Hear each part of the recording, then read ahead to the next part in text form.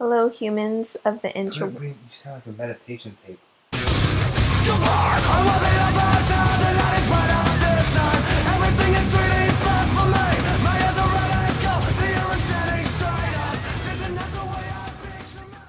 Hello, humans of the interweb. Welcome to Switchbacks and Bottle Caps. I'm Brian. I'm Roland. And we're starting this channel to kind of document our journey going out into the outdoors. So this will be bike riding, hiking. Brian does like running. I don't know why. And all kinds of things outdoors. Pretty much local. Maybe some blading. Maybe some rollerblading. Bring back the blades if we get lucky. Pretty much in Southern California. We live in North County, San Diego. So we're just going to kind of review hikes. A disclaimer, this is not a channel for expertise advice. This is more of a, hey, this is our first kind of hike and we're new to hiking. We're newbies out there. Learn from our mistakes. Our mistakes, what we've learned, what we would have done differently, and all that kind of jazz. So I guess we'll get into our first hike we're going to do. Which was in Laguna Mountain, the Big Laguna Trail, part of it. Our initial plan was to do a 10-mile loop starting at the Penny Pines trailhead. Heading pretty much clockwise loop, heading south on the Penny Pines Trail. That was the initial plan. So anyways, we're going back to it. We came down from, we went down from North County, San Diego. We pretty much took the 805 to the 8 up to Sunrise Highway. It was a pretty cool drive. It was rainy. It was foggy. It wasn't too much traffic. We were surprised. It was Tuesday morning, 9 a.m. Not bad traffic at all. Yeah, here's some of the footage, and we're heading out, and you can kind of see. It was kind of eerie. Nobody's really on the road. And that's on Sunrise Highway. Yeah. So just going around there, all the way up the mountain is kind of like that. Before you start, you do have to get an adventure pass.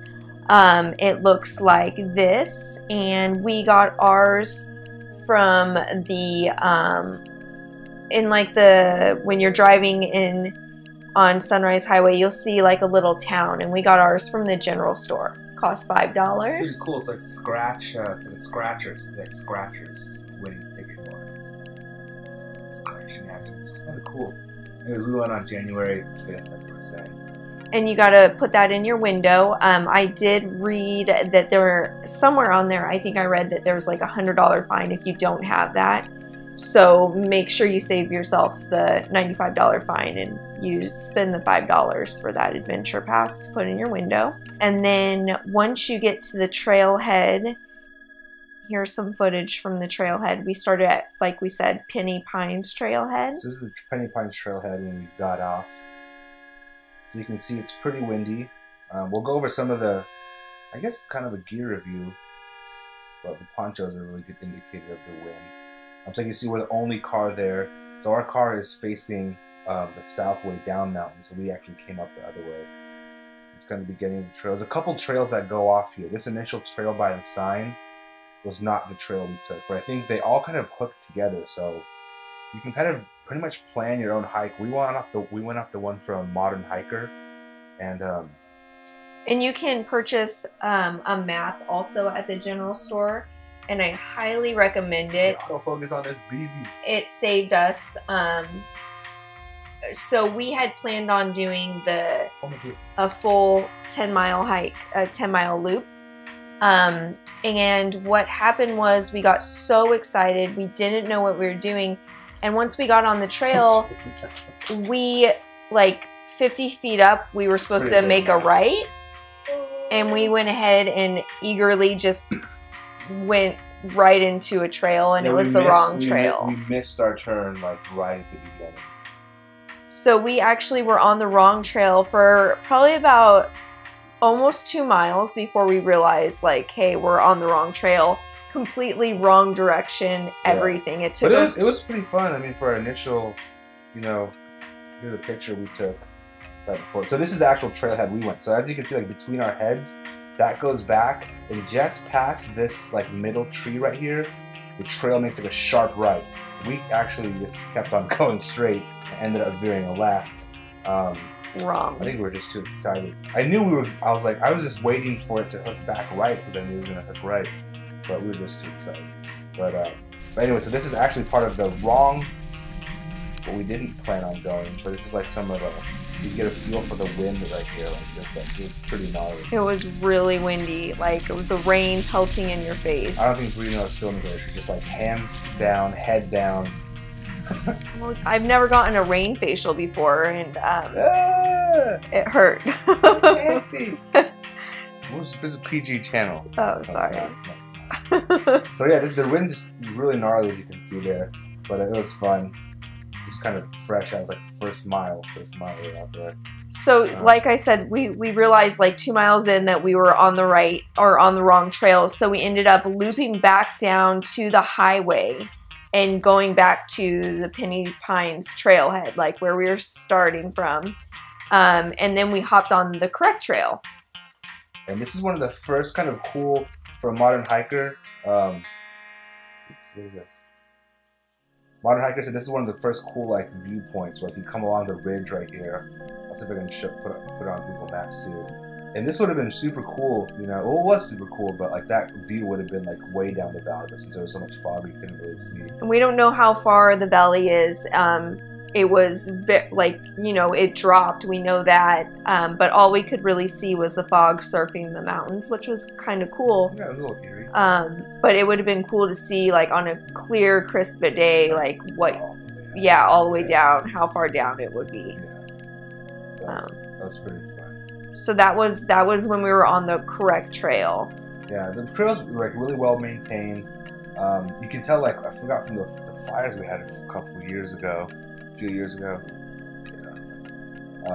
But you can see here, kind of like along the ridges of where we're going, all these trees, they are still like super black and just like charred up, trying to like regrow out there.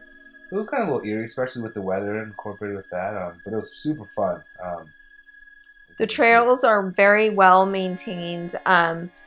We did go on a Tuesday and no one was there, but that's what's cool about rain hiking, is there's no one out there. Yeah, just us. Yeah, so it was really nice.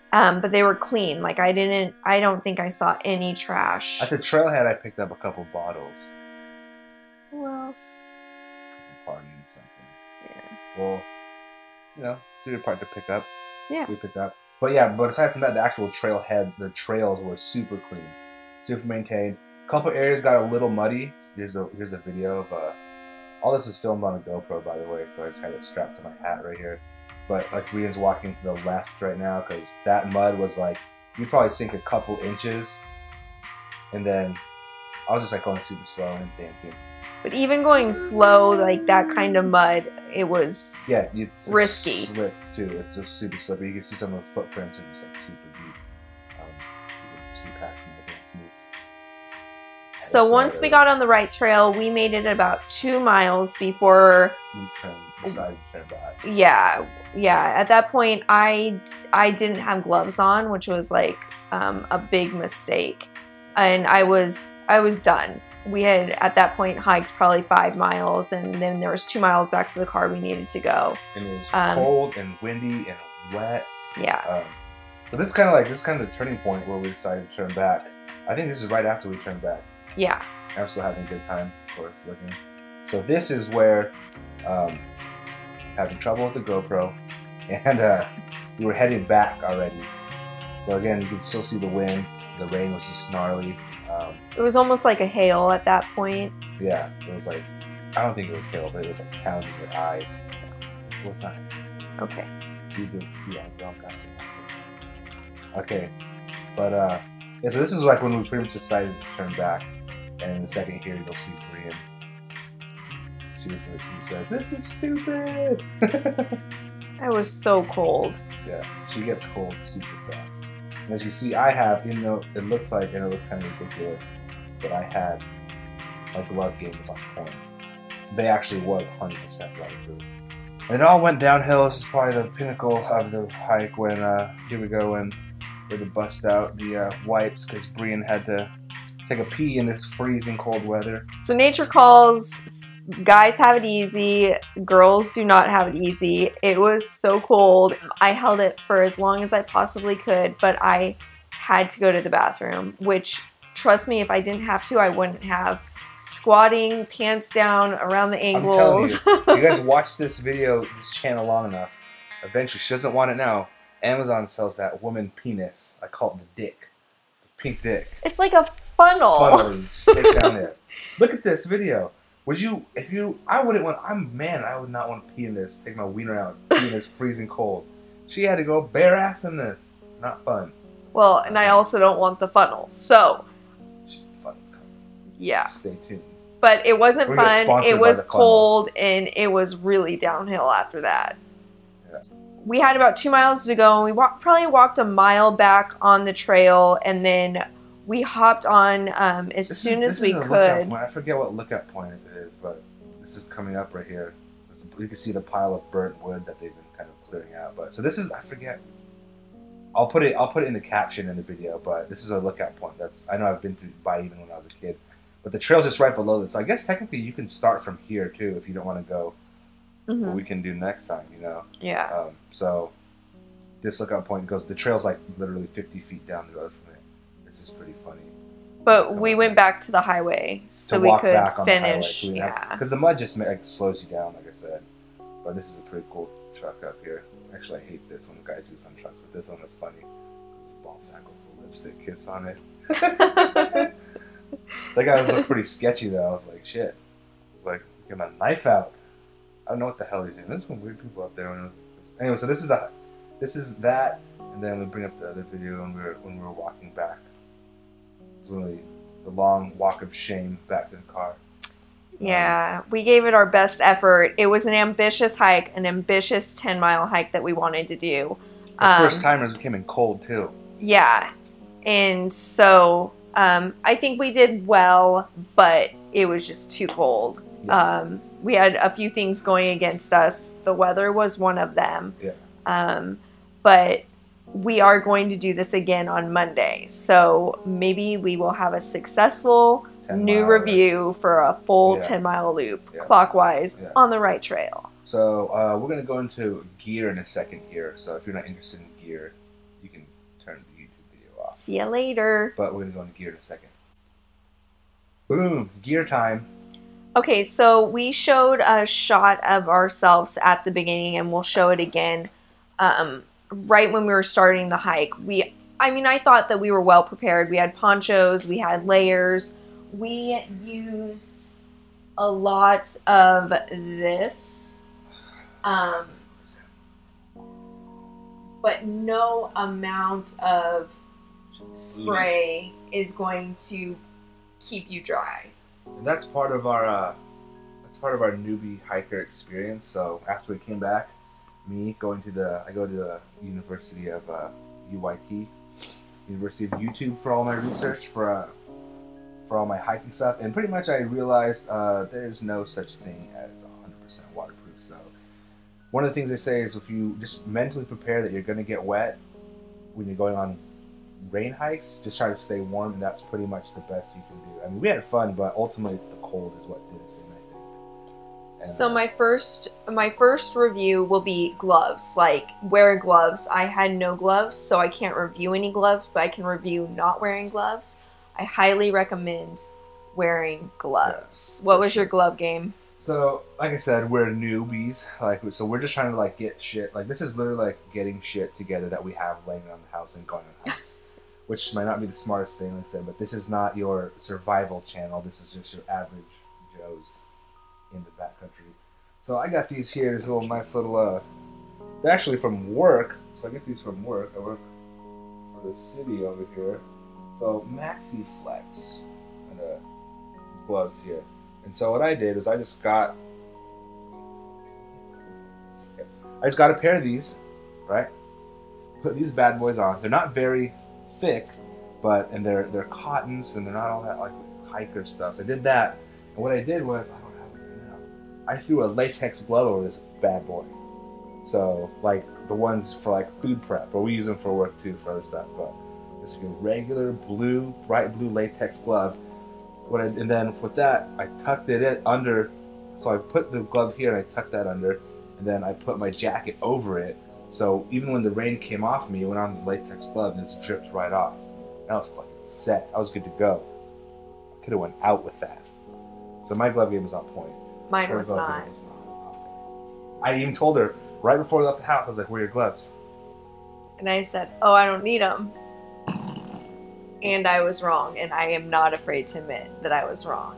So my next review will be the boots. I thought I was being pretty fancy. I have a pair of Merrell riding boots.